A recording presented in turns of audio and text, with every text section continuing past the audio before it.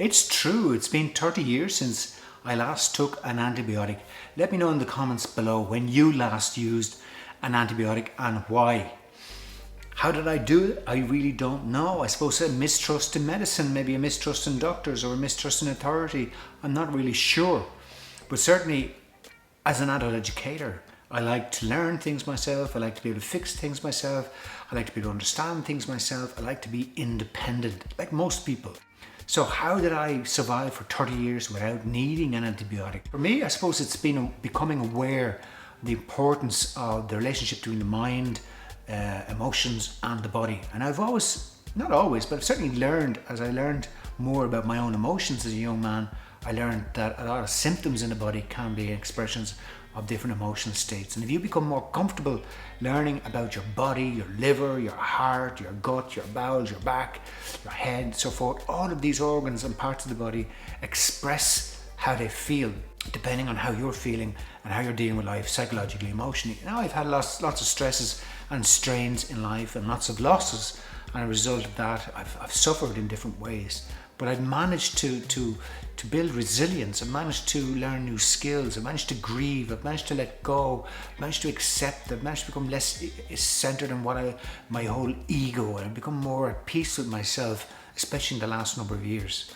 And certainly since I became a herbalist 10 years ago, I built confidence in my understanding of natural healing, of herbal medicine, of food. I've eliminated a lot of processed food. I eat very little meat. The biggest thing I do is probably sugar is my biggest weakness. I'm constantly working on that.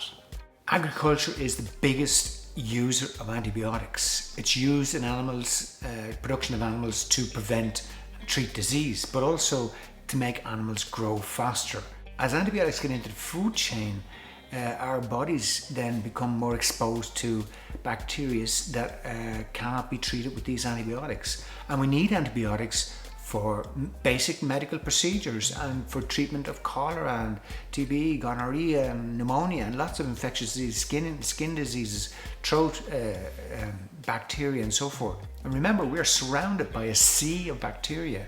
We live in a melting pot of bacteria in our environment and within ourselves. There's over 1,000 different bacteria living within us, and each of those families of bacteria have millions of millions of members of that tribe, which makes up that the whole system. We have seemingly trillions of bacteria, microorganisms living within us.